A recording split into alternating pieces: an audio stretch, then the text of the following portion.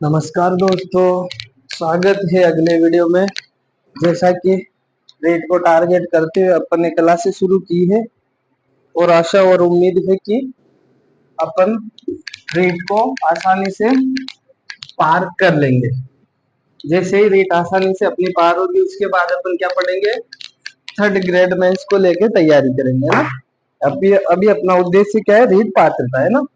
चलो संस्कृत का पहला टॉपिक पढ़ ले अपन ने, सामान्य परिचय। और सामान्य परिचय में देखा है हमने सामान्य संस्कृत के बारे में और संस्कृत के त्रिमुनियों के बारे में। अब संस्कृत का दूसरा टॉपिक है माहेश्वरी सूत्र। कौन सा है? माहेश्वरी सूत्र। कौन सा टॉपिक है? माहेश्वरी सूत्र। तो देखना माहेश्वरी सूत्र कितने होते हैं? 14। कितने होते हैं माहेश्वरी सूत्र? कितने होते हैं? 14। और इन माहेश्वरी सूत्रों की उत्पत्ति कहाँ हुई थी? तो भगवान महेश के या भगवान शंकर के डमरू से। भगवान शंकर ने 14 बार डमरू बजाया था, जिनसे उनकी उत्पत्ति हुई है। अब देखना इनको माहेश्वरी सूत्रों को किस किस नाम से जाना जाता है। तो इनके उपनाम देख लेना माहेश्वरी सूत्रों को। एक तो कहते हैं इनको अक्षर सामने। क्या कहते हैं माहेश्वरी सूत्रों को? अक्षर अक्षर सामनाय।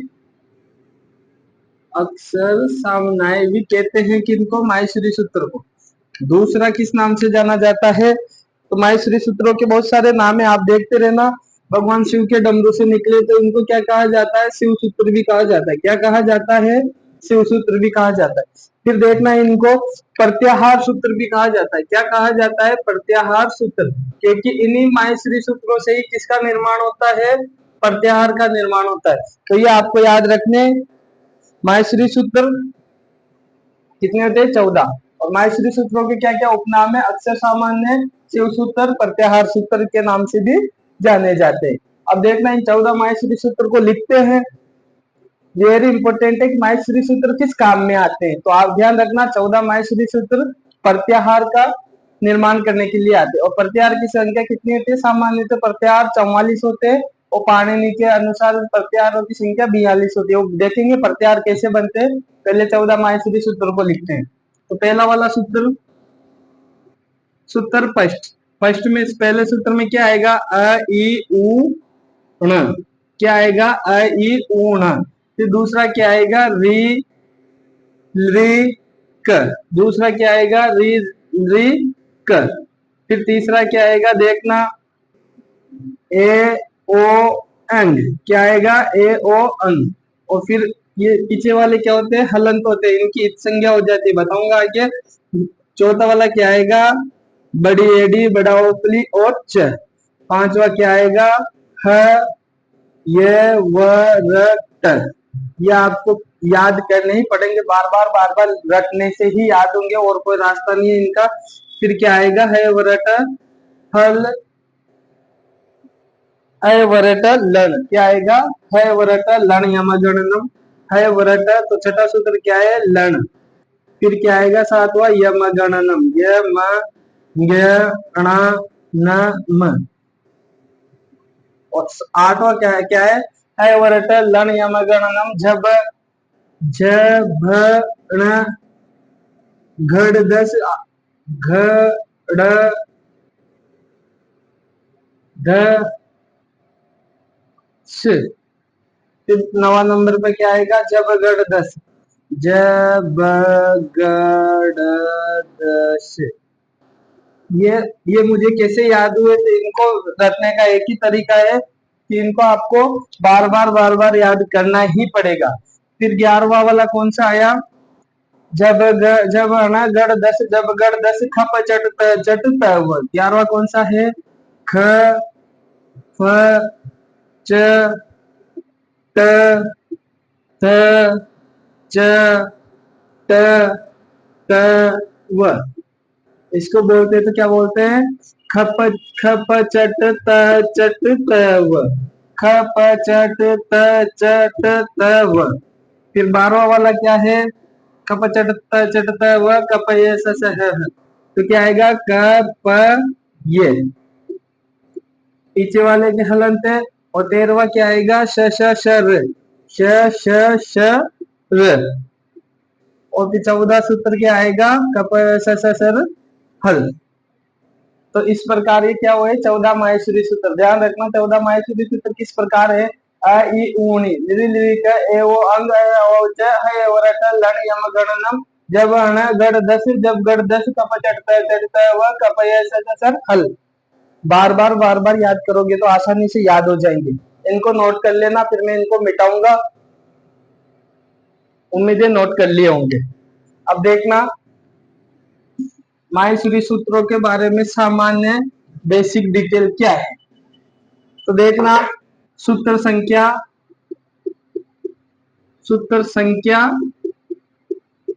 1 से 4, सूत्र संख्या 1 से 4 हमें किसका ज्ञान कराती है, सूत्र देखो 1 से 4।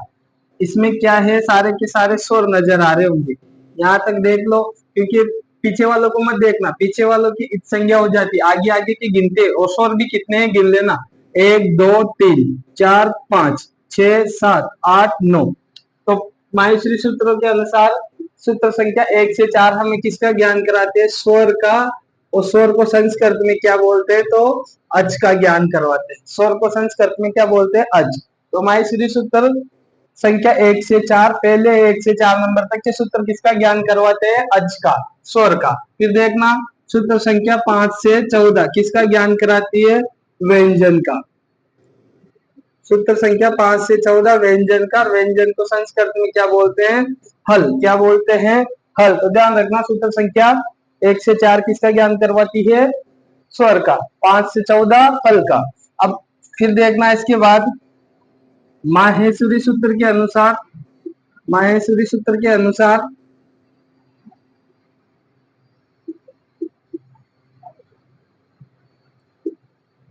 माहेश्वरी सूत्र के अनुसार स्वर कितने होते हैं, स्वर कितने। तो माहेश्वरी सूत्र के अनुसार अभी अपने गिना था, फिर गिन लेना 1 2 3, पीछे की गिनाई में नहीं आएंगे क्योंकि इनकी संज्ञा हो जाती है।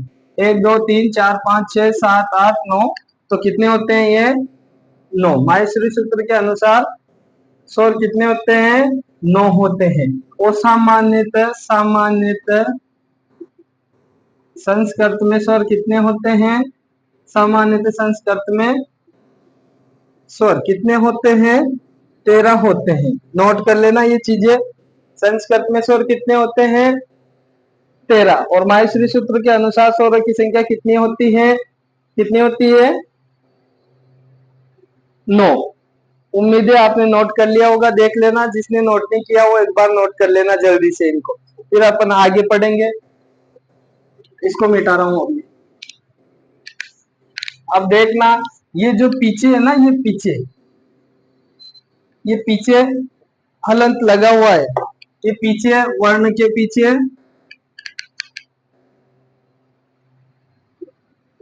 अंत में क्या लगा है, अंत में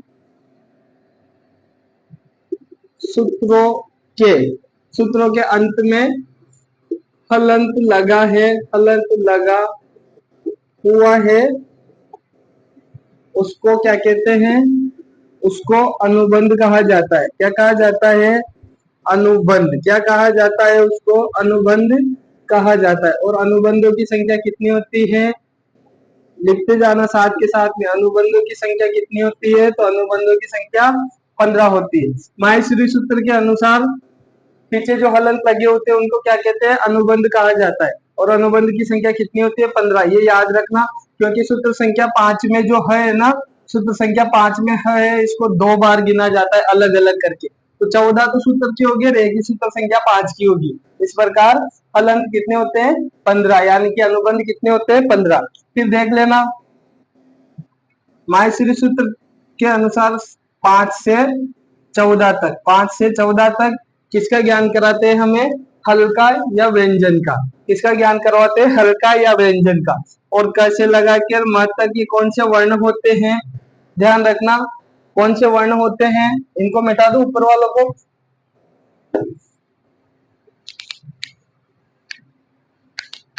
इसको भी मिटा देता हूं, फिर बताता हूं आपको कैसे लगा के महत्व। स्पर्श वर्ण देखना, वर्ण माहेश्वरी सूत्रों के अनुसार वर्ण भी 3 प्रकार के पढ़ेंगे अपन। तो वर्ण कौन कौन सा है, पहला तो स्पर्श स्पर्श वर्ण, और उसके आगे पढ़ेंगे अपन दूसरा अंतस्थ अंतस्थ वर्ण, इन्हीं माहेश्वरी सूत्रों में पढ़ेंगे ये। और तीसरा है उष्मीय वर्ण। तो ध्यान देना, स्पर्श वर्ण किसे कहते हैं, अंतस्थ वर्ण किसे कहते हैं, और उष्मीय वर्ण क्या होते हैं या किसे कहते हैं। तो देखना, स्पर्श वर्ण कितने होते हैं, 25। स्पर्श वर्ण की संख्या कितनी होती है, 25। और कौन कौन से होते हैं, क से लगा के म तक, क से लगा के म तक कौन से वर्ण होते हैं, स्पर्श वर्ण। और स्पर्श वर्णों की संख्या कितनी होती है, 25। और स्पर्श वर्ण को क्या कहा जाता है, स्पर्श वर्ण को ही उद्दीत वर्ण भी कहा जाता है। उद्दीत वर्ण इंपोर्टेंट लगा लेना, किस वर्ण को उद्दीत वर्ण के नाम से भी जाना जाता है, तो स्पर्श वर्ण। फिर देखना, इनके लिए एक सूत्र है, सूत्र आया है कादयो मौसाना, कादयो मौसाना, मौसाना, कादयो मौसाना स्पर्शा, है ना। तो ये सूत्र देके पूछ लेगा, कादियो मौसाना, रिक्त स्थान दे देगा, अंतस्थ उसमें तीनों दे देगा, तो क्या आएगा, कादियो मौसाना स्पर्शा। इसका अर्थ होता है क आदि से प्रारंभ, क आदि से तो क्या होती है, प्रारंभ होना, और म आदि से अवसान, अवसान ओब्लिक बोले तो म आदि से अवसान ओब्लिक अंत होना। सूत्र का क्या है, क आदि से तो शुरुआत हो, और म आदि से अंत हो, वो कौन से वर्ण होते हैं, स्पर्श वर्ण। ध्यान रखना, इसको नोट कर लेना। फिर चलते हैं अपन अंतस्थ वर्ण की तरफ, ये मिटा दूं मैं। अंतस्थ वर्ण, अंतस्थ वर्ण कितने होते हैं, 4। और वो भी कौन कौन से, ध्यान रखना, य व र ल, कौन कौन से, य व र ल, इनका क्रम ध्यान रखना है। क्रम आपका भंग नहीं होना चाहिए, क्योंकि हिंदी में ये होता है य र ल व, य र ल व, हिंदी में क्रम क्या होता है, य र ल व, लेकिन यहाँ क्या हो, य व र ल। तो अंतस्थ वर्ण कौन से होते हैं, य व र ल, क्रम ध्यान रखना है। क्या रखना है, क्रम ध्यान में रखना है ना, इनका क्रम क्रम ध्यान में रखना है। और इन्हीं वर्णों को, इन वर्णों का ज्ञान क्या, कौन सा प्रत्याहार करवाता है, इनमें से प्रत्याहार बनता है, तो इन वर्णों का ज्ञान कौन सा प्रत्याहार करवाता है, यण प्रत्याहार करवाने के कारण इन वर्णों को यण वर्ण भी कहते हैं। क्यों कहते हैं, क्योंकि इन प्रत्याहार, इनका ज्ञान कौन करवाता है, यण प्रत्याहार। वो मैंने मिटा दिया आगे, ये रहा यहाँ पे। यण प्रत्याहार में कौन कौन से आएंगे, य से लगा के, य से लगा के अण तक। अब ये से लगा के देख लो, य व र, ये आ गया, ट की इत संज्ञा होगी, और ल आ गया, और इसकी भी इत संज्ञा होगी। तो 1 2 3 और 4, तो इनका ज्ञान कौन करवाता है, यण प्रत्याहार करवाने के कारण इनको यण वर्ण भी कहा जाता है। अंतस्थ वर्ण कितने होते हैं, 4। अंतस्थ वर्ण कितने होते हैं, 4, और इनको क्या कहा जाता है, यण वर्ण भी कहा जाता है। और इनका क्रम क्या है, ये व र ल। और माहेश्वरी सूत्र में, सूत्रों में इनका ज्ञान कहाँ होता है, माहेश्वरी सूत्र में सूत्र संख्या ध्यान रखना, सूत्र संख्या 5 + 6, दोनों सूत्र के द्वारा इनका ज्ञान होता है। क्या होता है, ज्ञान होता है। माहेश्वरी सूत्र में अंतस्थ वर्ण का ज्ञान कहाँ पे होता है, तो सूत्र देखना 5 और 6, 5 में तो 3 आ रहे, 6 में 1 आ रहा, तो 5 और 6 में इसका माहेश्वरी सूत्र में अंतस्थ वर्ण का ज्ञान होता है। फिर पढ़ेंगे उष्मीय वर्ण। उष्मीय वर्ण कितने होते हैं, 4। कितने होते हैं उष्मीय वर्ण, 4। कौन कौन से, तो वही वापस इनका भी क्रम ध्यान रखना, श श श और ह। कौन कौन से होते हैं उष्मीय वर्ण, श श श और ह। और इनका कौन सा प्रत्याहार ज्ञान करवाता है, तो हल प्रत्याहार, हल प्रत्याहार के द्वारा इनका ज्ञान होता है। देखना, हल प्रत्याहार कहाँ है, पीछे मिटा दिया अपन ने, 13वां 14वां सूत्र पढ़ा था, कब श श श श श श श र और हल, ये पढ़ा था अपन ने, श श श र और हल। हल प्रत्याहार में कौन कौन से शामिल है, श श श र। हल में नहीं, सल, सल प्रत्याहार में कौन सा ये तो हल ही है, लेकिन स से शुरू होगा ना, कौन सा प्रत्याहार होगा, सल प्रत्याहार, जिसमें श श श और ह शामिल होगा। तो इनका उसमें वर्णों का ज्ञान कहाँ पे होता है, सल प्रत्याहार में। ध्यान रखना, इसको चेंज कर लेना, सल प्रत्याहार द्वारा किसका ज्ञान होता है हमें, उसमें वर्णों का। और सल प्रत्याहार में माहेश्वरी सूत्र में कहाँ पे आता है सल प्रत्याहार? तो माहेश्वरी सूत्र में सूत्र संख्या 13, 14, सूत्र संख्या 13 व 14,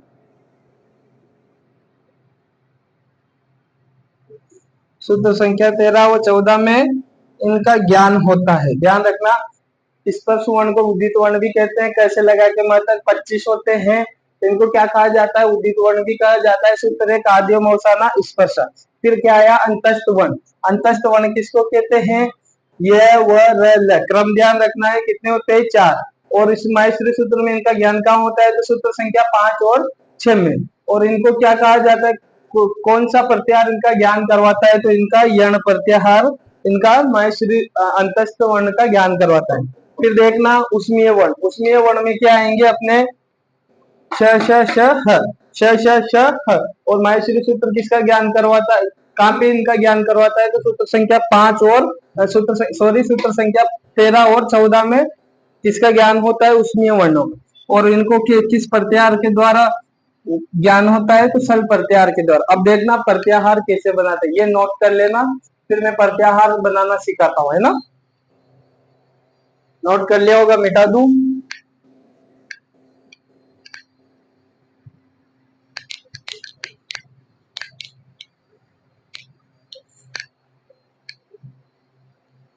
ध्यान रखना, जितने भी ये पीछे हलंत है ना, इनकी क्या हो जाती है? इत संज्ञा हो जाती है। क्या संज्ञा हो जाती है?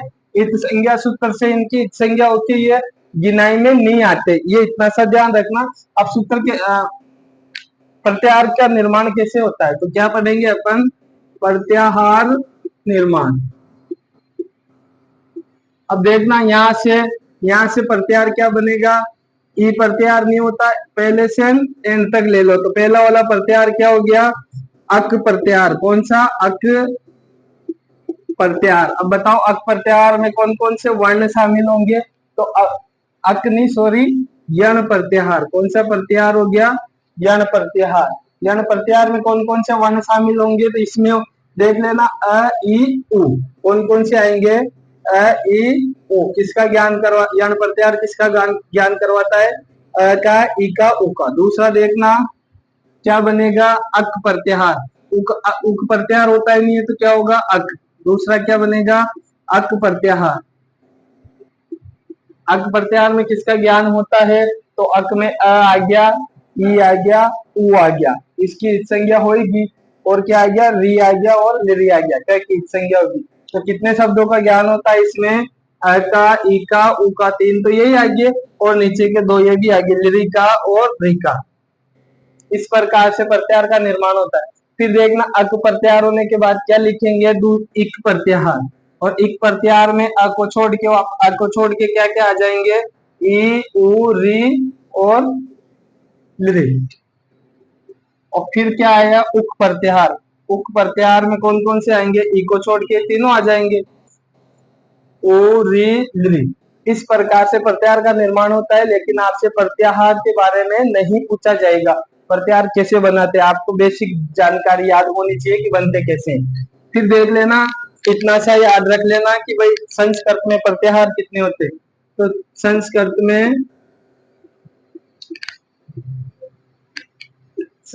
में प्रत्याहार की संख्या कितनी होती है? संस्कृत में प्रत्याहार 44 होते हैं। कितने होते हैं? 44। आचार्य आचार्य पाणिनि के अनुसार,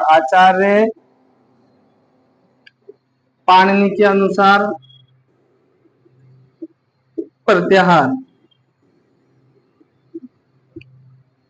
की संख्या, पाणिनि के अनुसार प्रत्याहार की संख्या कितनी होती है? तो ध्यान रखना, पाणिनि ने कितने प्रत्याहार बताए हैं?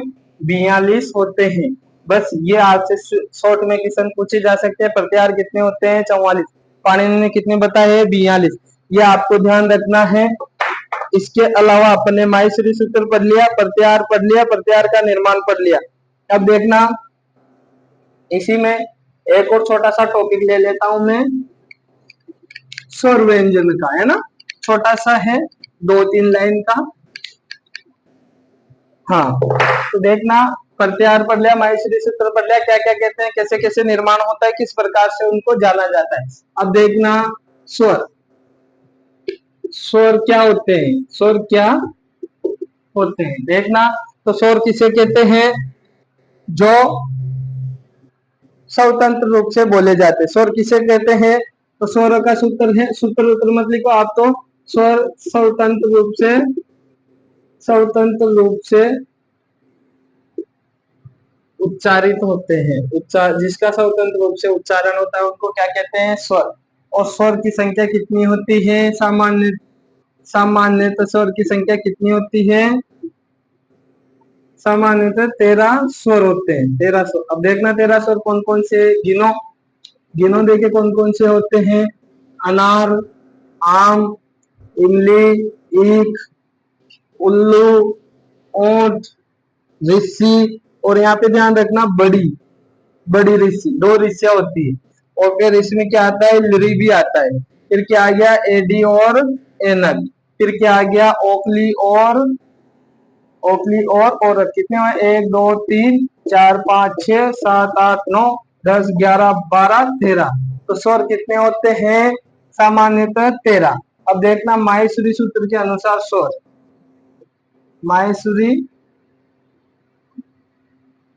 माहेश्वरी सूत्र के अनुसार क्या है,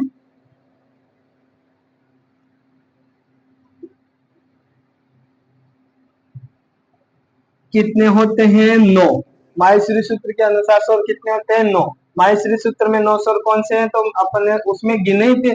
उसमें कौन कौन सा नहीं आता है, एक तो इसको हटा देना, कौन कौन सा नहीं आता है, एक तो ये वाला नहीं आता है, छोटा री आता है ना उसमें। और एक क्या नहीं आता है, आ नहीं आता है। क्या नहीं आता है, आ नहीं आता है। दो हट गए, एक क्या नहीं आता है, छोटी बड़ी ई नहीं आती, और बड़ा ऊ नहीं आता है। अब गिनो माहेश्वरी सूत्र में अ ई उ री ली ए ऐ ओ औ, 1 2 3 4 5 6 7 8 9। तो माहेश्वरी सूत्र के अनुसार कितने स्वर होते हैं, 9। माहेश्वरी सूत्र के अनुसार कितने होते हैं, 9। ये तो क्या पढ़ा अपन ने, स्वरों का क्या पढ़ा, माहेश्वरी सूत्र के अनुसार स्वर। नोट करते रहना इसी प्रकार से। मैं कह रहा इसके अलावा आप कुछ मत पढ़ना, जो मैं पढ़ा रहा हूँ, जिसमें आपकी रीट पात्रता परीक्षा आराम से क्लियर हो जाएगी। अब देखना स्वर के प्रकार, स्वर पढ़ लिए कितने होते हैं। अब देखना स्वर के प्रकार, एक तो लघु स्वर, ओब्लिक मूल स्वर, ओब्लिक बोले तो हसु स्वर। कौन से स्वर, हसु स्वर। और इधर एक दूसरा कौन सा आ गया, दीर्घ स्वर। कौन सा, दीर्घ स्वर। और इधर कौन से आए, संयुक्त स्वर। ध्यान रखना संस्कृत में क्या क्या होते हैं, दीर्घ स्वर, संयुक्त स्वर, मूल स्वर। तो इनकी संख्या क्या होती है, इनकी संख्या कितनी होती है, मूल स्वर या लघु स्वरों की संख्या कितनी होती है, 5। दीर्घ स्वर की संख्या कितनी होती है, 8, जिनकी डबल मात्रा लगती है ना। और संयुक्त स्वर की संख्या कितनी होती है, 4। देखना इनकी मात्रा छोटी, नहीं, इनको एक मात्रिक बोल देते हैं, एक मात्रिक, जिनकी एक ही मात्रा लगती है। और इनको क्या बोलते हैं, द्विमात्रिक। क्या बोलते हैं, द्विमात्रिक, इनकी 2 मात्रा लगती है। और संयुक्त तो इन्हीं में से आते हैं। तो देखना लघु या मूल स्वर कौन से, तो अ ई उ री और लृ, ये कौन से हुए हैं, लघु या मूल स्वर। दीर्घ स्वर 8 होते हैं, कौन कौन से होते हैं, तो गिनो, आ ई उ, बड़ी ऋषि, और फिर आ गया एडी, एनक, ओखली, औरत।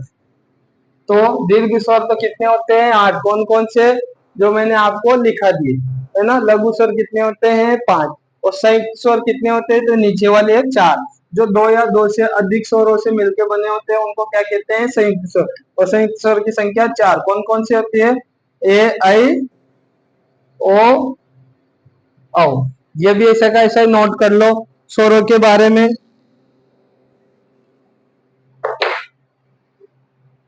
कर लिया,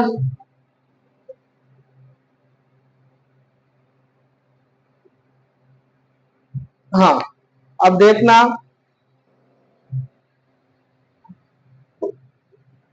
मिटा दूं क्या? मिटा देते हैं।